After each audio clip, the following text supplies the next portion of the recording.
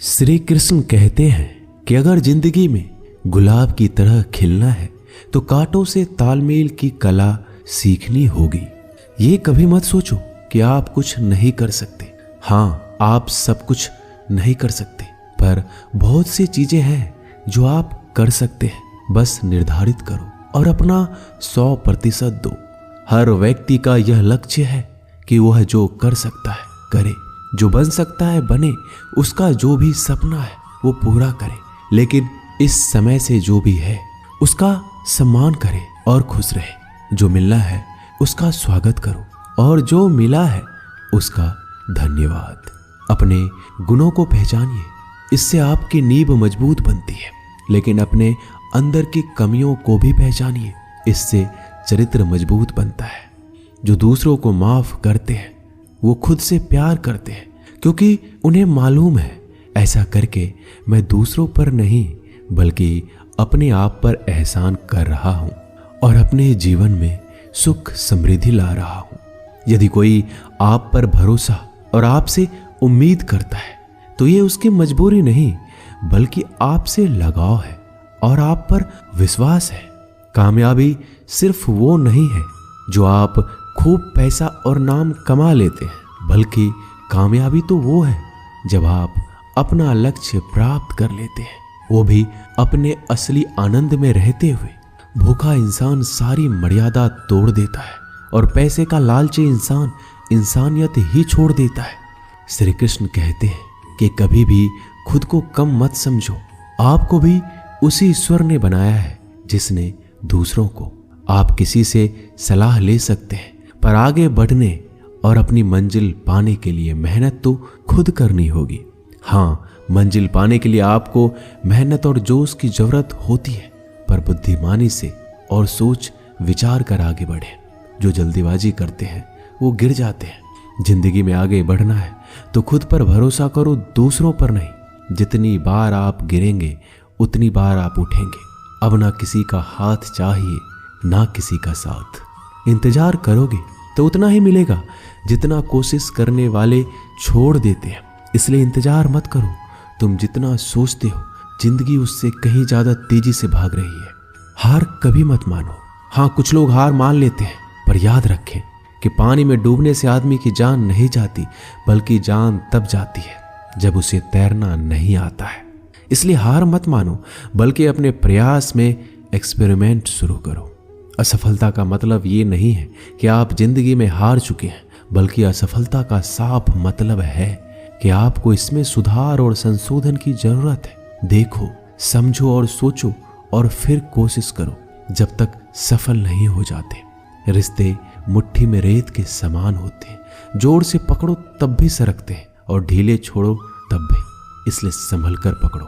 किसी भी समस्या का समाधान इस बात पर निर्भर करता है कि आपका सलाहकार कौन है। लोग तो आपके बारे में अंदाजा लगाते हैं, आप क्या हैं ये सिर्फ और सिर्फ आप ही जानते हैं। श्री कृष्ण कहते हैं कि साथ रहकर जो छल करे उससे बड़ा कोई शत्रु हो ही नहीं सकता, और जो हमारे मुंह पर हमारी बुराइयां बता दे उससे बड़ा हमारा कोई मित्र हो ही नहीं सकता। सहारा इंसान को खोखला कर देती है और उम्मीदें कमजोर। अपनी ताकत के बल पर जीना शुरू कर दीजिए।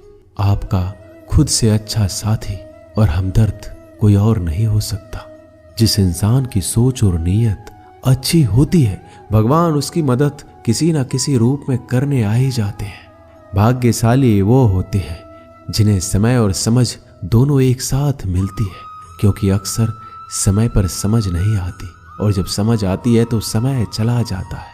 श्री कृष्ण कहते हैं, समझदार व्यक्ति जब संबंध निभाना बंद कर दे तो समझ जाओ कि उसके आत्मसम्मान को कहीं ना कहीं ठेस पहुंची है।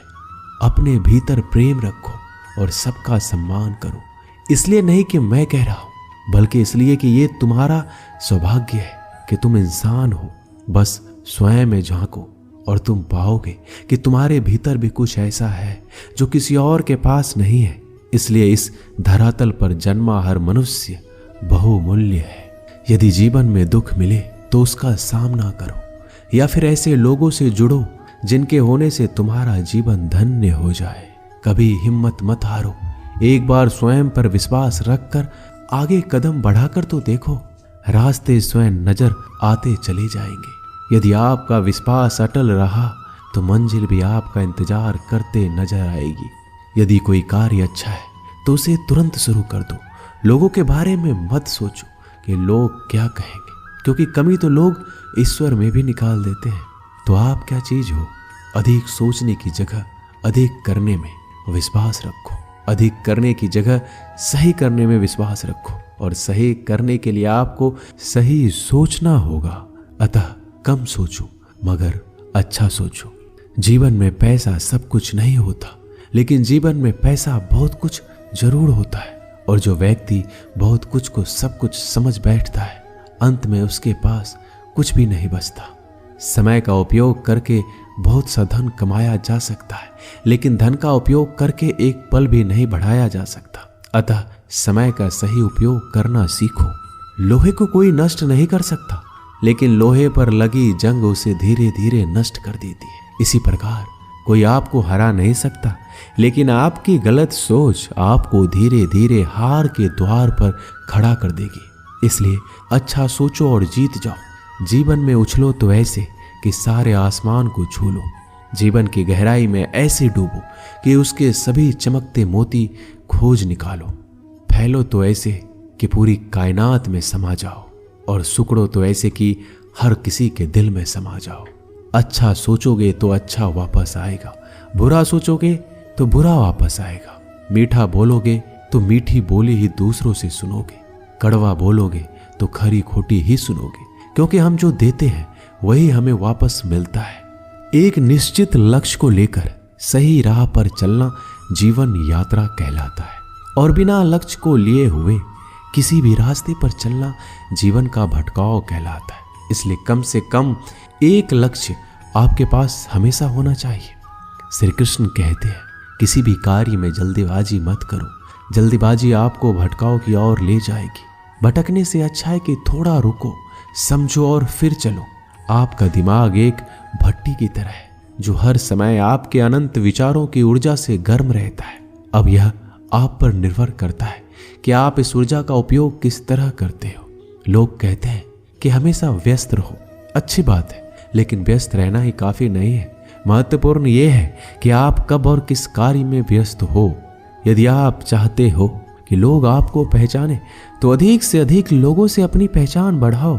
यदि आप चाहते हो कि लोग आपकी बात माने तो लोगों के दिलों में जगह बनाओ।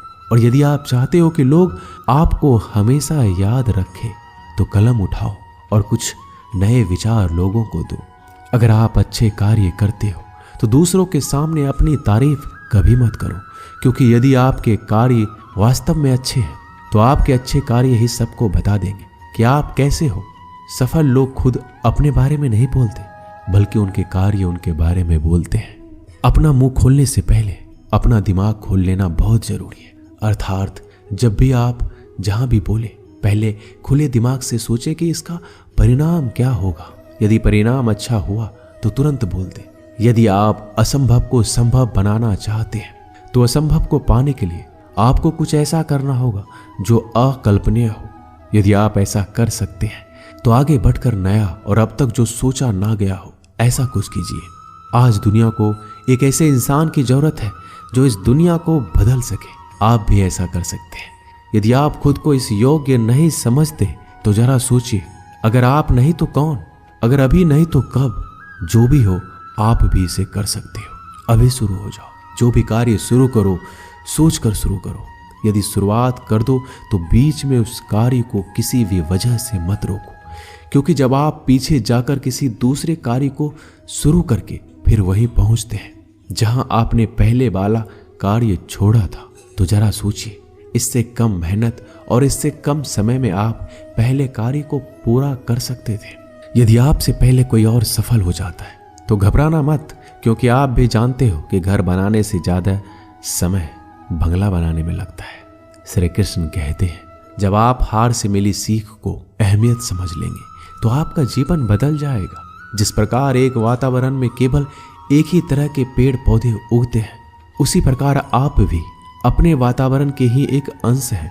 यदि आप अपने आप को बदलना चाहते हैं तो सर्वप्रथम अपने वातावरण को बदलिए। आप एक ही गलती को रोज दोहराकर अपने परिणाम और अपने जीवन को नहीं बदल सकते हैं। अपने लक्ष्य को बार बार बदलने से कुछ नहीं होगा। अगर बदलाव चाहते हो तो अपनी कोशिश करने के तरीके में बदलाव लाना होगा। परिवर्तन प्रकृति का नियम है, इसे स्वीकार करें एवं इस परिवर्तित जीवन का आनंद लेना प्रारंभ करें। श्री कृष्ण कहते हैं कि आप किसी भी चीज को लेकर चिंता करना छोड़ दीजिए, क्योंकि हमारी चिंता कोई और कर रहा है। इसलिए आप चिंता छोड़ उस काम पर पूरा फोकस लगा दीजिए जिससे आप अपने जीवन को बेहतर बनाने के लिए करना चाहते हैं। अगर ये सब करते हुए आपके साथ कुछ भी बुरा हो जाता है तो भी बिना रुके आपको अपनी मंजिल तय करनी होगी, आगे बढ़ना होगा, क्योंकि हमारे साथ जो कुछ भी बुरा या अच्छा होता है यह सब कुछ पहले से तय होता है। इसलिए इस बारे में चिंता करके आप अपना समय बर्बाद करेंगे और कुछ नहीं।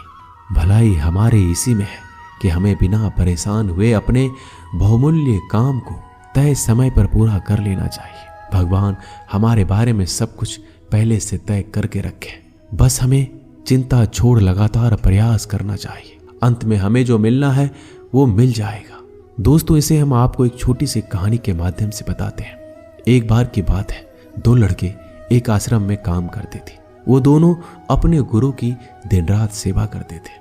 उन दोनों लड़कों में से एक लड़की की बहन की शादी तय हो गई थी। वो अपने बहन की शादी की तैयारी धूमधाम से करना चाहता था, पर उसके पास पैसे नहीं थे। उनकी स्थिति उनके गुरु बहुत अच्छी तरह से जानते थे, पर वो भी उनकी मदद नहीं किए।